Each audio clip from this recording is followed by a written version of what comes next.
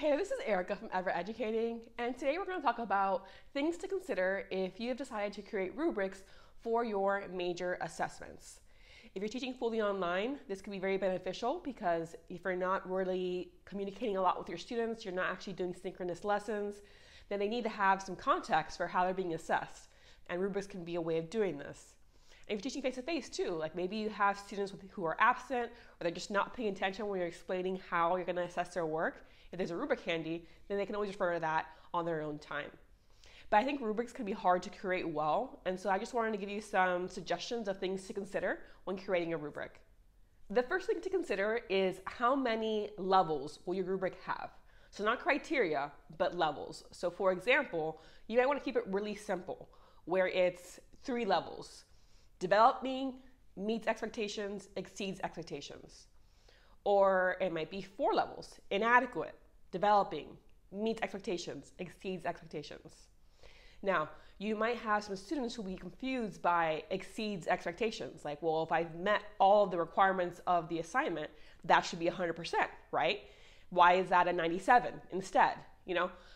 So you might not want to have that exceeds expectations element. So maybe it's, again, 3 levels: inadequate, developing, meets expectations. So just something to consider. How many levels do you want to have here?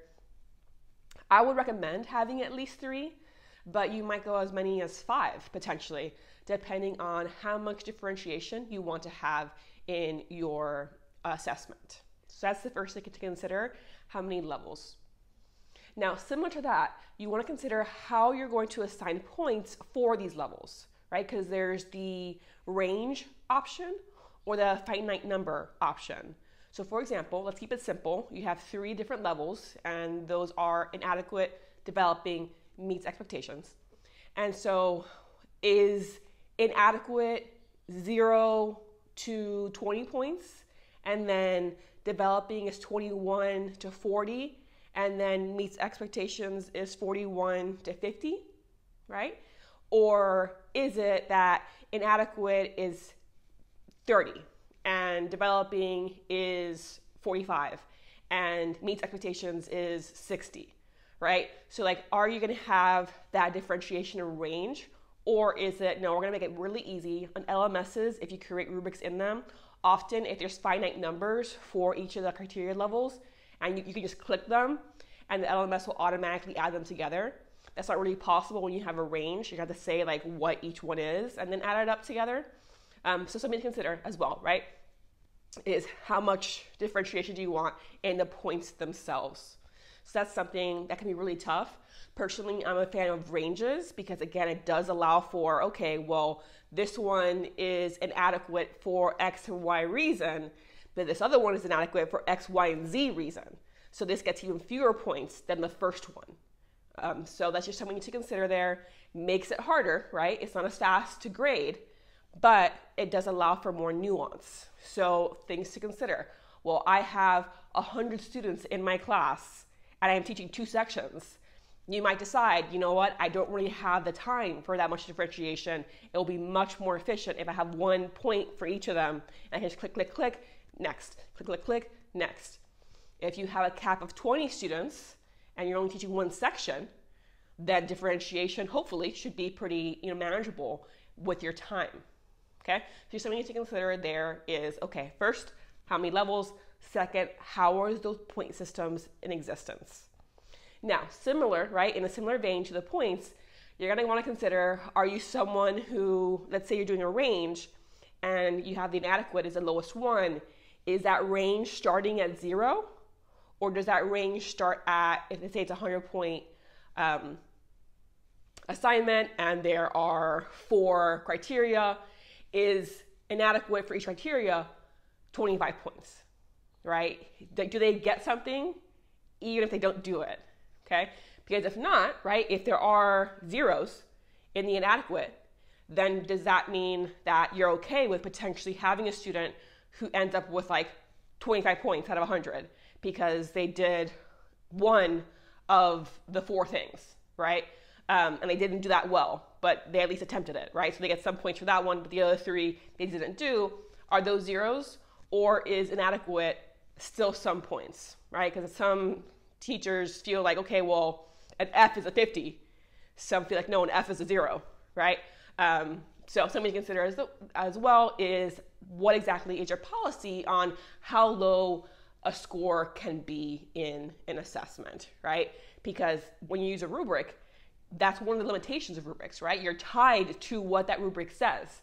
So if you say that, okay, it's 10 points for an adequate on each of these 4 criteria, and then you start grading and you're like, wow, like a lot of them didn't do this one criteria and I'm giving them 10 points even though they didn't do it. Like this should be a 0 for this criteria.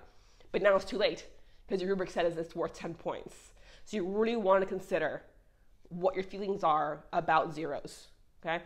And that again connects to that earlier point about the ranges or no range. Getting into the criteria themselves now, you want to consider how many do you want to have in your rubric. You know, I think at some point it can be very overwhelming if you have 10 criteria and 5 levels. That's a huge rubric to create and also for students to try to like get a hold of. Versus if you have 5 criteria and even 5 levels, maybe 3 levels instead, that's much more manageable. So you want to consider like if you have the requirements for the assignment, you know, which ones potentially can go together as one criteria versus having like every single minute specific detail is its own. That can get a really large rubric out of that versus having like a general sense of like, okay, this category is a criteria and now this aspect is a criteria and then this one. So I would say be wary of going too much more over 5 criteria in a rubric. Again, it will depend. Maybe you have a really, really large project that's half of their grade. Sure, maybe you have more criteria than 5. But if it's, you know, something that is pretty standard and it's happening every 3 weeks, having a lot of criteria, again, can be a bit overwhelming. So consider how you want to design those criteria, how many there are, and how things might combine together into one criteria. Following along with that, you kind of also want to consider the different types of criteria to include in a rubric. Because some of them are going to just be the content themselves. So let's say this assignment is a paper. Like, okay, well, you know, there's the content, right? Is it an argumentative thesis? Because it's an argumentative paper, right? Does it have close reading and analysis? Because it's a literary analysis argumentative paper, right? Does it have citations in it, right? So you have like the content aspects, but then there's more of that like format and like structure aspect as well. And so again, you have to figure out how many, you know, distinct criteria you want, but think about grammar, spelling, syntax. Is that one criteria altogether? Is that separate? Is it APA or MLA or Chicago, right? Is that a separate element or is that tied into grammar, syntax, spelling, and citation style, right? When you have the structure, are you going to be assessing topic sentences? Are you going to be assessing the intro and conclusion? So really getting a sense of, again, how many criteria you have and how you separate them out, right? Because you might have, you know, if this is a literary analysis argumentative paper, you know, you might have one criteria that has like bullet points in it, right? So the criteria is structure, and you say, all right, this portion of the grade structure means these things. It means having an intro, body, and conclusion. It means having topic sentences. It means having citations in APA, and so on, right? So you might break down, hey, here's the big picture of this criteria, but then here's what I'm looking for inside of it. And if you want to go even deeper, you might say, okay, structure is worth 20 points, and then go into, okay, and then 3 of those points are from the introduction, and 3 of them are for the conclusion, 5 are for the topic sentences, 7 are for this, right? So then you can kind of say like, hey, here's one criteria, it's worth this many points, but it's coming from these elements, and these how all the elements are weighted. So that could potentially, you can get a more robust rubric, but not having, again, like 7 different criteria because you're separating out all of them into different ones. It's, hey, this is one criteria that has different elements in it, and here's a sense of how those are going to be graded, what weighs more or less. So that's one way of considering it too, like how to manage your number of criteria and how they are broken down, right? But again, you have like content ones and then like more like structure format ones. So like, do you want to have one that's like miscellaneous and it's into, okay, is it 6 pages at least, like it's required to be? Is it double spaced? Are the margins 1 inch? So all of that kind of stuff, maybe that's its own criteria as well, right? Just things to consider when you're making a rubric. You want to make sure that every single part that's required, that you're saying is required in the assignment, is mentioned in the rubric. Because if you forget, right, and then you're like, okay, I'm grading these, and I never mentioned in the rubric that the 6-page requirement, they might say, okay, like, what do I do now? It's 4 pages. So everything is great. It's an excellent 4 pages, but they didn't meet this requirement, but I never mentioned that in the rubric. So now they get all the points because it's my fault I designed the rubric poorly? Or do I deduct and risk them saying like, hey, like you said everything is great, why do I have an 89, right? So again, that's why I wasn't a big fan of using rubrics when I taught in person. I felt it was easier to just explain to them how they're being assessed in person, answering questions, etc., taking a more holistic approach.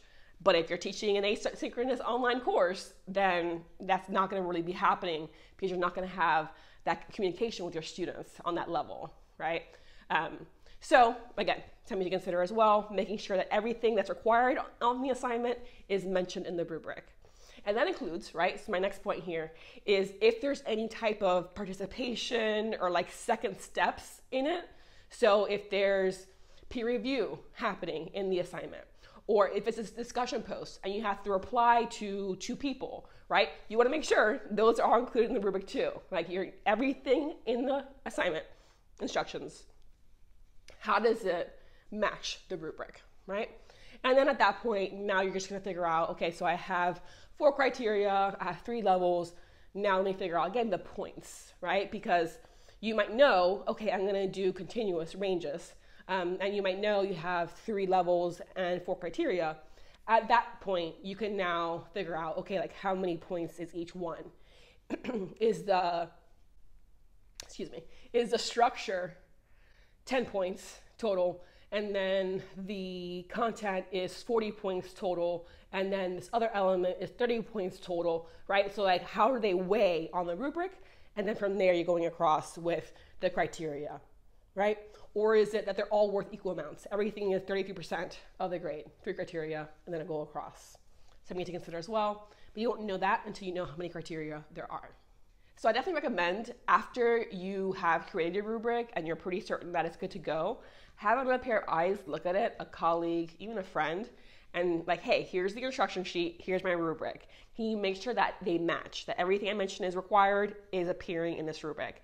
Let me know, does anything look strange in this rubric? Do you think anything is missing? Is anything too vague? Do you feel the points are off? Like, so if you have an instructor that you can kind of go to and say, hey, just double check that this is ready to go before you put it into your LMS or hand it out to students. Because again, if you miss something in the rubric, that's a requirement, it's gonna be difficult when it comes to grading, right?